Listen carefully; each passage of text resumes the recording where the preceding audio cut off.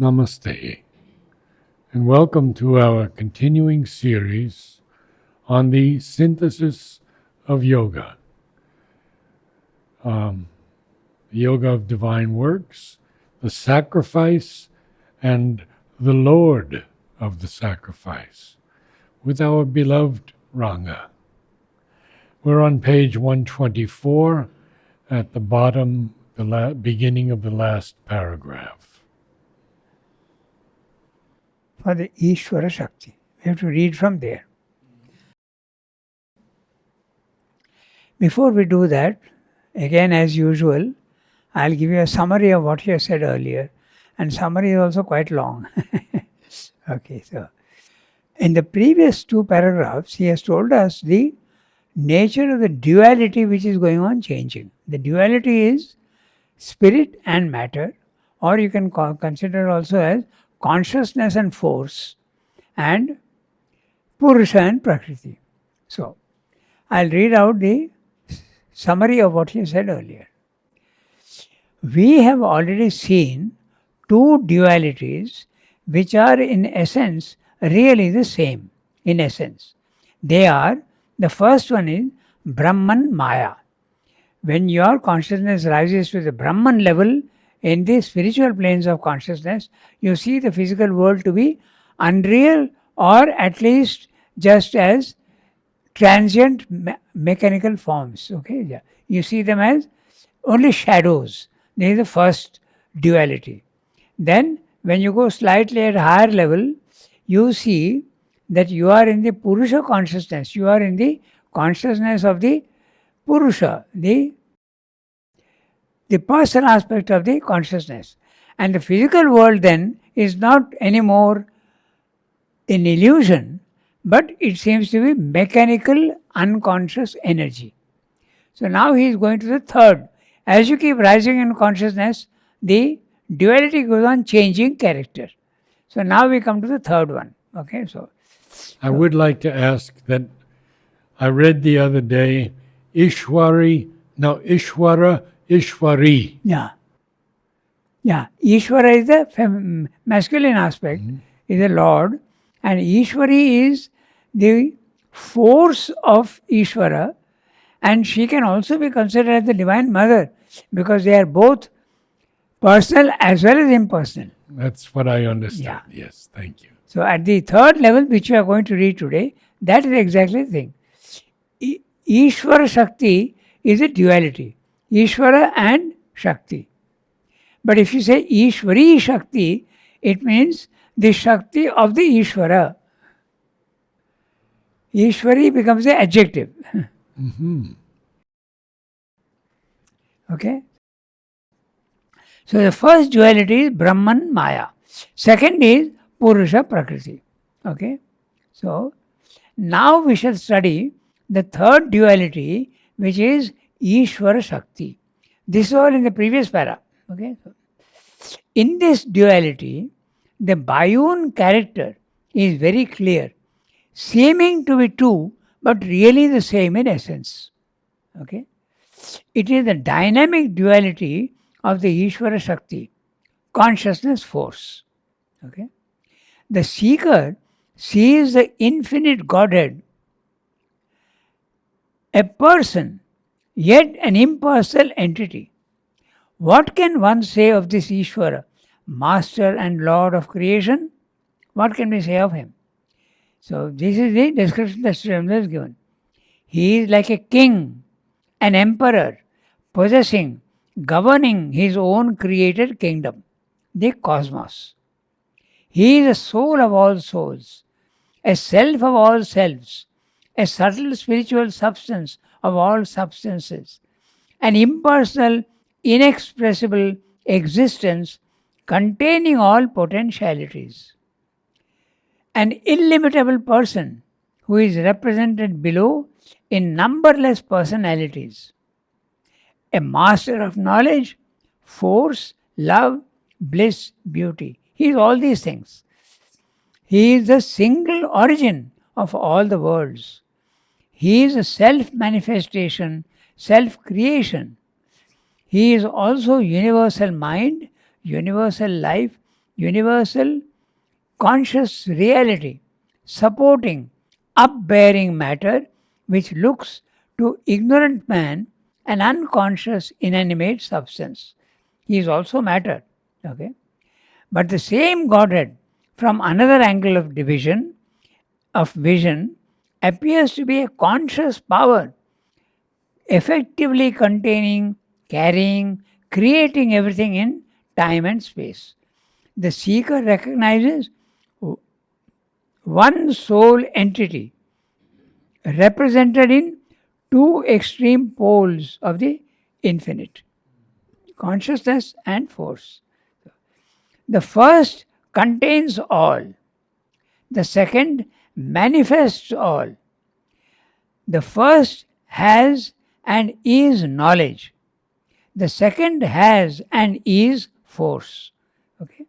Both poles are necessary for manifestation. Planning and executing.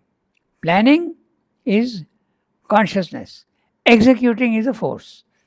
But here, in this third duality, the two extreme poles are much closer to each other, each carrying the other and involved too in each other. But they are still two different, okay, at the overmind level. Then, here is the solution to the problem of the personal and the impersonal. Here, in this third level, the third duality, the two are more close to each other.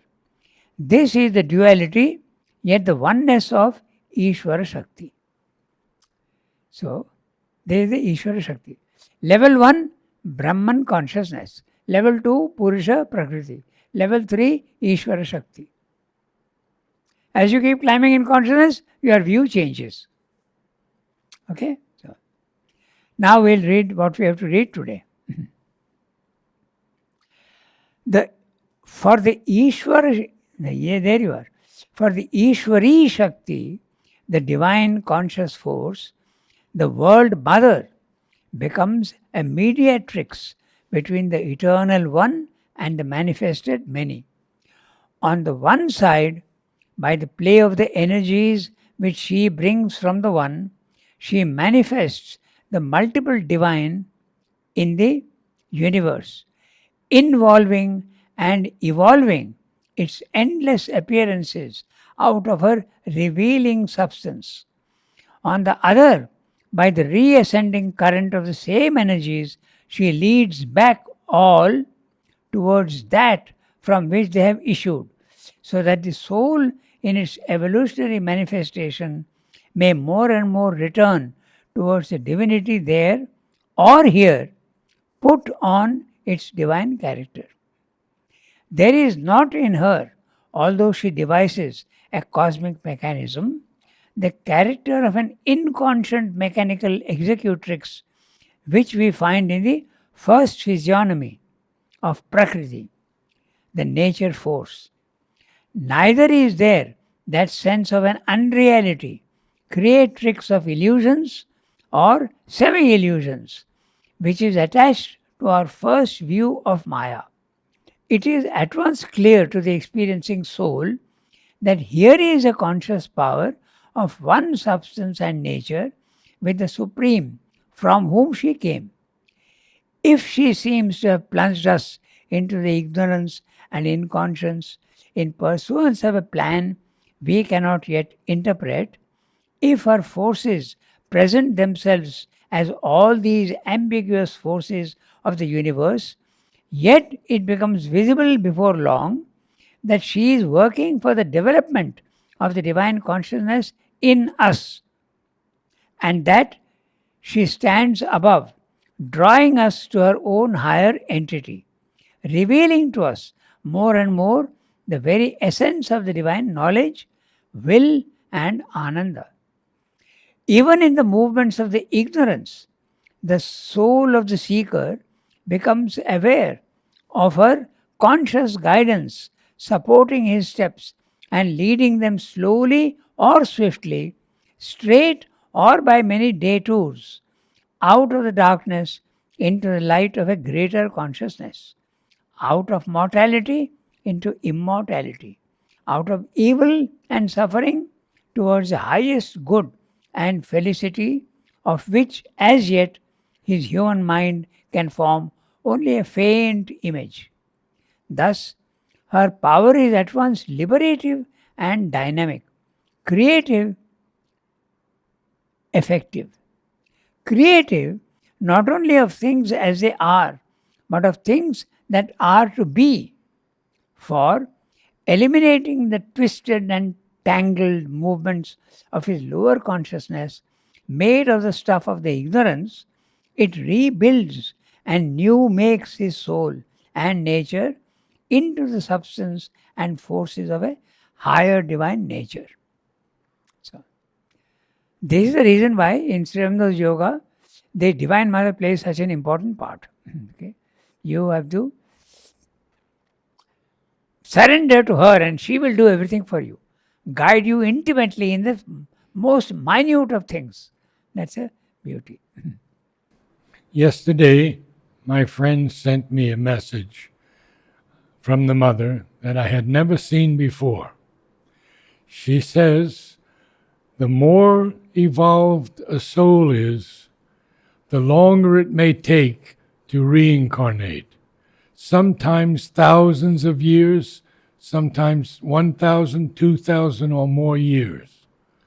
The more the soul is evolved. You've read that.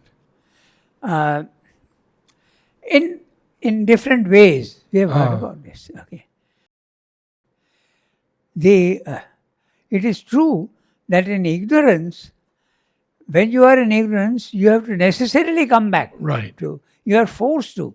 It's a compulsory thing. Until your soul you have realized your soul, then you have a choice.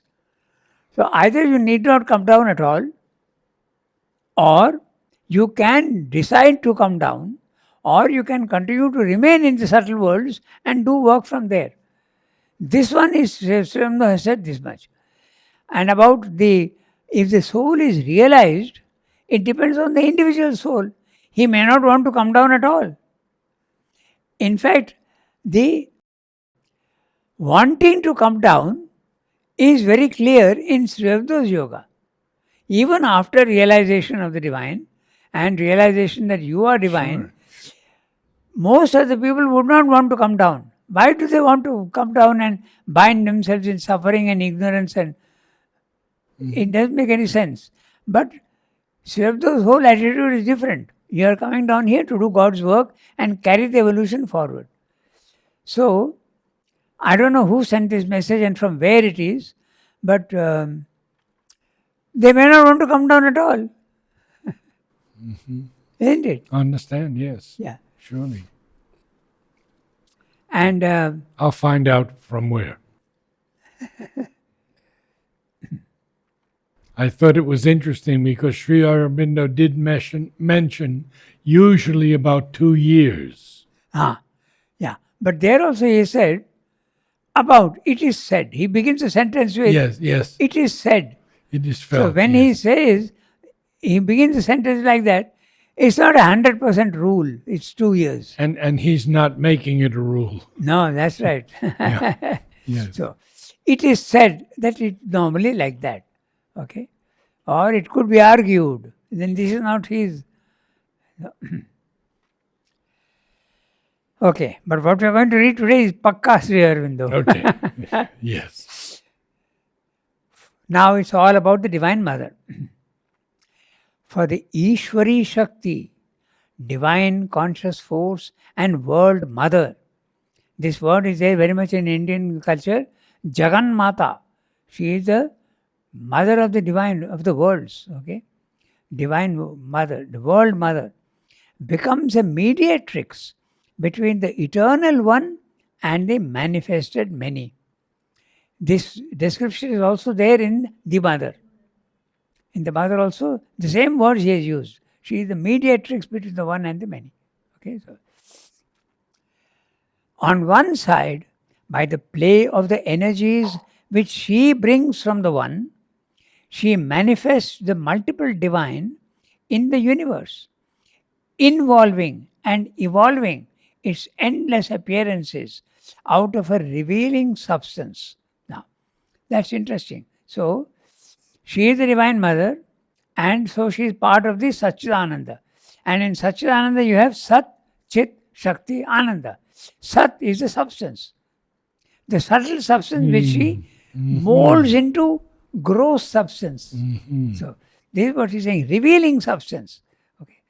On the other side, by the reascending current of the same energies, she leads back all towards that from which they have issued, so that the soul, in its evolutionary manifestation, may more and more return towards the divinity there or here. We'll discuss that. Put on its divine character. So first he's saying that he's talking of the involution. So she, with her energies, allows the involution to take place. Then she leads and guides everybody back again through the evolution process.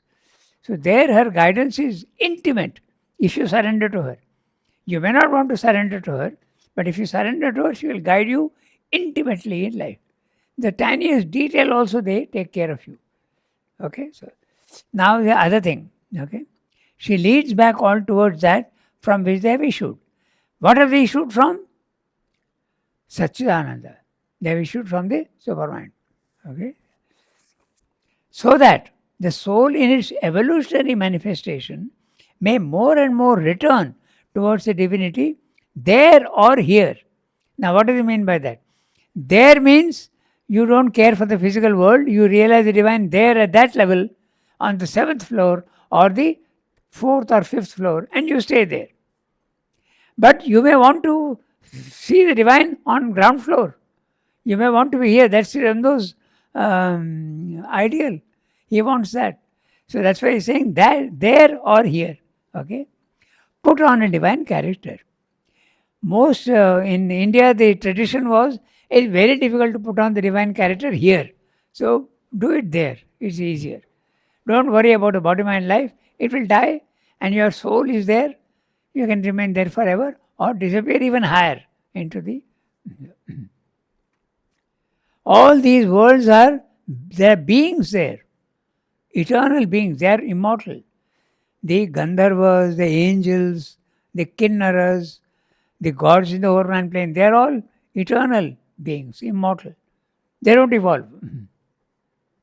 Okay, so then there is not in her, although she devises a cosmic mechanism, the character of an inconscient mechanical executrix, which we find in the first physiognomy of Prakriti. So, this is the Brahman Maya and Purusha Prakriti dualities. There you see the physical world as Prakriti. Prakriti is mechanical energy. But when you go to the third level, it is neither mechanical nor unconscious. Fully conscious and willed, not mechanical. It is willed. That's what you see in the Ishvara Shakti duality. Can we call it also nature force? Yes, it's the same. Because it's the consciousness which reduces itself and becomes unconsciousness. It is the subtle substance which becomes gross substance. It is the Ananda which comes down, reduces itself and becomes the pleasure, pain and indifference here. Okay. So why does this diminution take place? Again, we have to go back to the principle of the manifestation. If you want to manifest something, you have to create a form. Without a form, where can there be manifestation? So, but a form is limitation. A form is limitation. And limitation implies imperfection. So that's why this diminution is there. It's a law. So that's what he's saying. It's the Divine Mother who comes down, creates a universe and leads all the souls back to where they came from. Okay, that's her function. There is not in her, although she devises a cosmic mechanism, the character of an inconscient mechanical executrix, which we find in the first physiognomy of Prakriti, the nature force. This is the Purusha Purusha Prakriti principle? No, even more. The Brahman Maya consciousness, where you see as illusion, and in the second level, mechanical energy, unconscious energy. Okay, so neither is there that sense of an unreality, creatrix of illusions or semi illusions. Okay, why is he saying that? We'll have a look at it, which is attached to our first view of Maya. So, illusions, when you are in the consciousness of the Brahman consciousness, the world is illusions. The world is illusion. It seems to be only shadow forms which are fleeting. But semi illusion is when you go slightly higher in the Purusha consciousness, the forms here are real but in time and space. There is a beginning and an ending. So it's if it disappears, it seems to be an illusion, semi illusion. So that's why semi illusion. Okay, which is attached to our first view of Maya. It is at once clear to the experiencing soul that here is a conscious power of one substance and nature with the Supreme from whom she came. So you can see that she is coming from the one Supreme. You can see that. The experiencing soul immediately realizes that. Okay. If she seems to have plunged us into the ignorance and inconscience in pursuance of a plan we cannot yet interpret, if her forces present themselves as all these ambiguous forces of the universe, yet it becomes visible before long that she is working for the development of the divine consciousness in us, in individuals, and that she stands above, drawing us to her own higher entity, revealing to us more and more the very essence of the divine knowledge, will, and ananda. Even in the movements of the ignorance, the soul of the seeker becomes aware of her conscious guidance, supporting his steps and leading them slowly or swiftly, depending on the individual. Sometimes it is necessary to go slow, and sometimes it is necessary to go swiftly. Okay, straight or many detours. Okay, because if the nature has got many difficulties, it has to go by detours. Remove this, then remove that, remove this difficulty, remove that difficulty. But if you are already sufficiently developed, you can go straight. That's sunlit path. Sunlit path, yes. Okay. So, or by any detours, out of the darkness into the light of a greater consciousness, out of mortality into immortality, out of evil and suffering towards the highest good of felicity, of which as yet his human mind can form only a faint image. Here, it reminds you of the famous mantra. Okay, out of mortality into immortality, asato ma sadgamaya, tamaso ma jyotirgamaya, mrityur mamritam gamaya. Take me from the first one, from falsehood to truth. Lead me from falsehood to truth. Then second one, lead me from darkness to light. Lead me from death, if you want, to immortality. So that's he's saying that here, out of mortality into immortality, out of evil and suffering towards the highest good and felicity, of which as yet his human mind can form only a faint image. Thus, her power is at once liberative and dynamic. What does it mean? What does Srivamda mean? Liberative is the first one. When you escape from the prison house of body, mind, life, the soul goes out and feels to be free. It is now not subject to body, mind, life anymore. That's a liberation. But the liberation is negative. It is rejecting the physical world. But dynamic means she has the power to also come down here and change even the body, mind, life, which is the option that Srivamda chooses, not the Mayavadins and the Buddhists. Okay, so that's why both liberative as well as dynamic.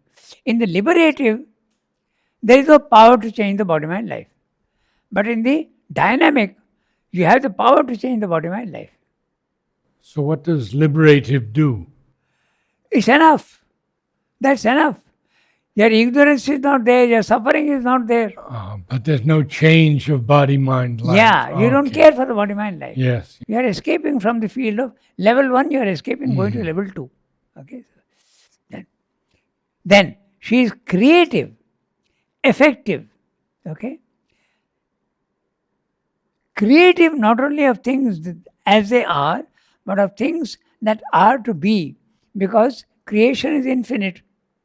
New species are coming up of flora and fauna. There's no end to it. It's going on, evolving, going on. After all, it's an inexpendable reality. It's infinite. But in time and space, you can't bring out everything. It goes on and on and on. That's why creating of things to be, that those things which are to be. Okay. For eliminating the twisted and tangled movements of his lower consciousness made of the stuff of ignorance, it rebuilds and new makes his soul and nature into the substance and forces of a higher divine nature. So, rebuilds and new makes. There's a complete change that occurs. In those cases, the whole body was rebuilt. It became totally a golden color. There was no need of putting oil on the hair. There was need not even have brushed his teeth. Okay, all these things were rebuilds. Now this is something that many people have experienced. Okay, Jiddu Krishnamurti also had the same. He used to call it the process. The process is going on. Okay, and our Sadguru also had the same thing. He almost died after his first experience. He had to be looked after by his admirers and they brought him back to health. So there is a rebuilding that occurs. All that, if you are a house, there are broken walls, they have to be broken down and rebuilt. If there are places which are dark and dingy, you have to completely renovate it. So this is what the process goes on in the, sometimes the subconscious has to be changed. So all these things go on. That's the rebuilding and the new making of the soul. It's something that everybody experiences. In Matra Mandir, there was a man who has written, I forget his name, he was a Dutch. He wrote a book on Matra Mandir. Rude Lohman. Rude Lohman. Okay. So he also underwent this process. But he thought his body was changing. That's a mistake he made. I'm telling you this. In the book it says that I was undergoing transformation. But that's not transformation. That's only the new making of the soul. There are changes that occur in the body. Okay. So he thought... Big difference. Yeah. It is not transformation. Transformation will come only at the supramental level. There was a lot of misunderstanding because of Satprem's idea. That now the old yogas are not necessary at all. We can go straight to the... that's not true at all. That's absolutely not true. You have to go through the process.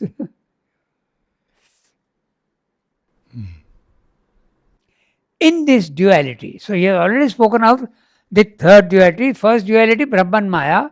Second duality, Purusha Prakriti. And the third one, Ishvara Shakti. So in that duality, yes, something further to say. In this duality, too, there is possible a separative experience. I'll read the whole para, then we'll come back to it. At one pole of it, the seeker may be conscious only of the master of existence, putting forth on him his energies of knowledge, power and bliss to liberate and divinize. The Shakti may appear to him only an impersonal force expressive of these things or an attribute of the Ishvara. At the other pole, he may encounter the world mother, creatrix of the universe, putting forth the gods and the worlds and all things and existences out of her spirit substance. Or, even if he sees both aspects, it may be with an unequal separating vision, subordinating one to the other, regarding the Shakti only as a means for approaching the Ishvara. There results a one-sided tendency or a lack of balance, a power of effectuation not perfectly supported, or a light of revelation, not perfectly dynamic.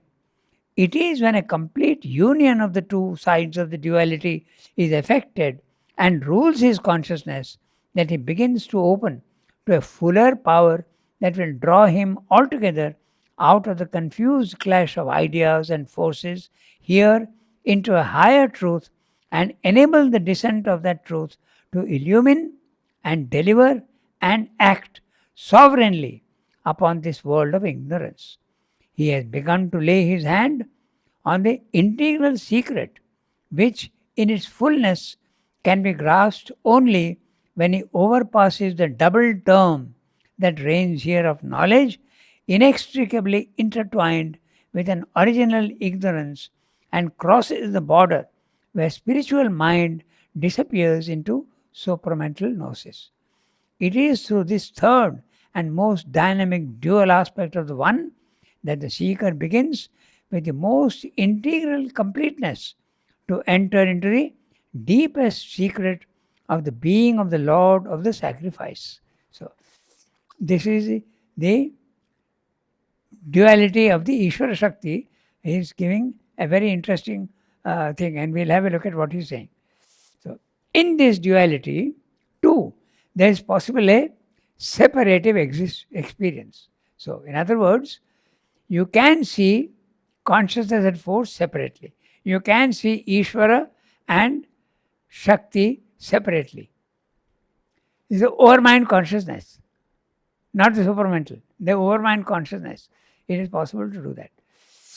At one pole of it, the seeker may be conscious only of the master. You are seeing only the masculine aspect, only the master. And the Shakti seems to be an attribute of him. It seems you are not seeing the Divine Mother.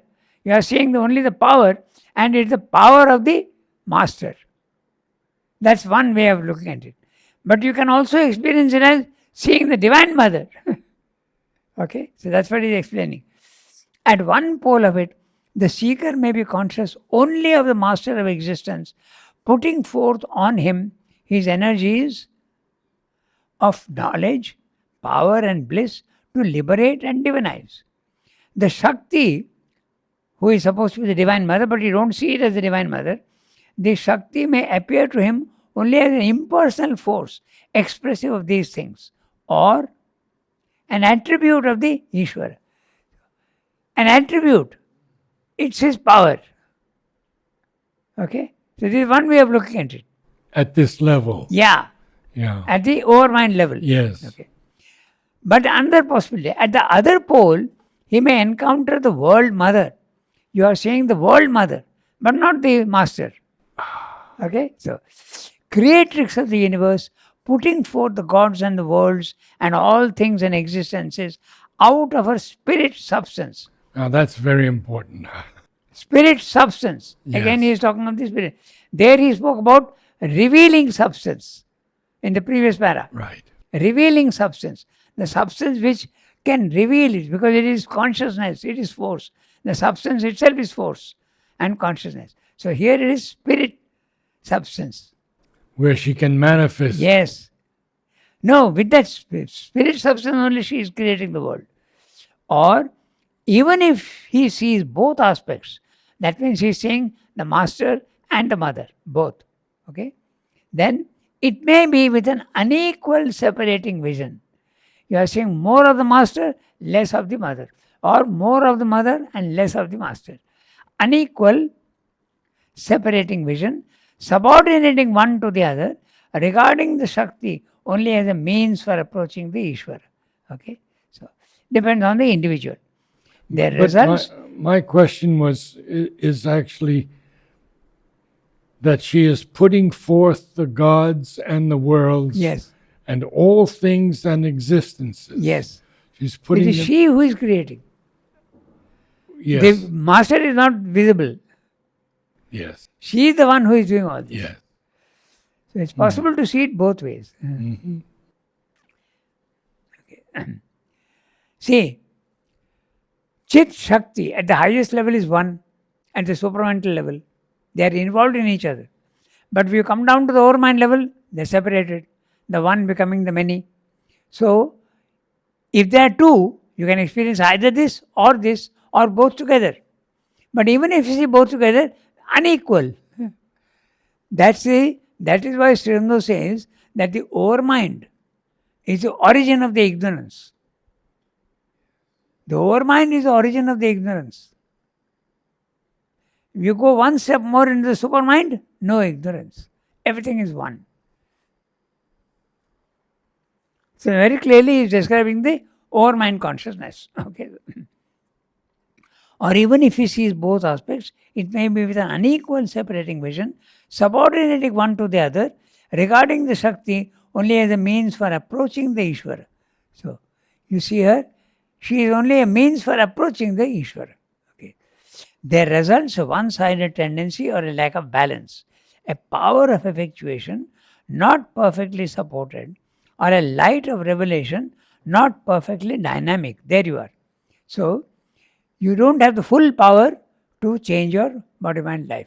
To a certain extent, yes. Sri Aurobindo did change his body entirely. Okay. But the divine body had not yet come. That is what Mother was working on. But she had to suspend the work because the conditions in the world were not ready. She had to suspend the work. So, but she took it very far. Yes, very, very far. There are some guesses which say that she did it right up to the subtle physical. And that's interesting because in this supramental manifestation upon earth, Sri Aurobindo speaks about it. He says that maybe the divine body would be brought up to the subtle level and then it would precipitate into the physical world. So she has done that work. The question is, how will the supramental body manifest? It can't be through, would it be through evolution? No, because it's biological. All bodies are made by the biological process. Yeah, yes. But there is no biological process at all. There is no sex. No. So it must be from there it is coming down here. So it's precipitating into the subtle. So Mother has done their work right up to the subtle physical. Fantastic work she has done. So there is also one that we read. Okay. It is when a complete union of the two sides of the duality is effected and rules his consciousness that he begins to open to a fuller power that will draw him altogether out of the confused clash of ideas and forces here into a higher truth and enable the descent of the truth to illumine and deliver and act sovereignly upon this world of ignorance. Clearly, that's the supermind. When the two, master and the mother, become one, then you have the power to deliver, act and illumine. Illumine, deliver and act sovereignly upon this world of ignorance. The word sovereign is so interesting. One is a sovereign power when you don't depend on anybody else. India was a vassal state under the British. But now she is a sovereign power. She doesn't depend on anybody. So sovereign means independent, original. Not necessary to depend on anybody. They are self-sufficient. But they are always together. At the highest level only. Yeah, only. Even at the overmind level, they are different. When they were here in the body, they weren't one? The consciousness is one. Ah, okay. The consciousness is one, but the bodies are different. Right. Okay, got it. Okay.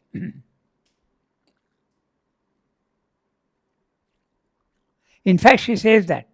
And that again comes back to the same thing that we are discussing here.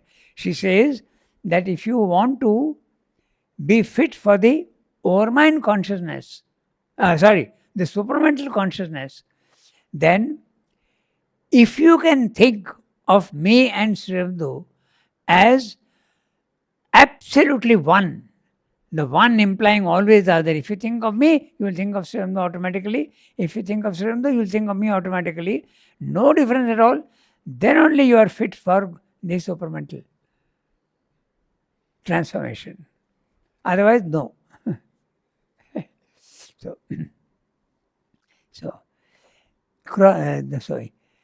Sovereignly upon this world of ignorance, he has begun to lay his hand on the integral secret, which in its fullness can be grasped only when he overpasses the double term that reigns here of knowledge, inextricably intertwined with an original consciousness. Original ignorance.